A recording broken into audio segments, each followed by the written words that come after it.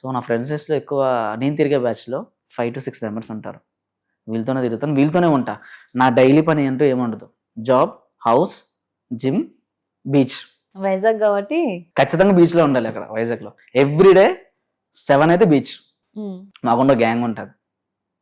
చైతు, ధన, అయ్యప్ప, కట్ట అని చెప్పేసి కట్ట ఉంటాడు, సిద్ధు. మేము అందులో ఉంటాం. మధ్యలో మా జిన్నుగాడు వస్తాడు. మీరు చూపించారు కదా జిన్ను. తను వచ్చి కూర్చొని పబ్జి గేమ్ ఆడేసుకుంటాం.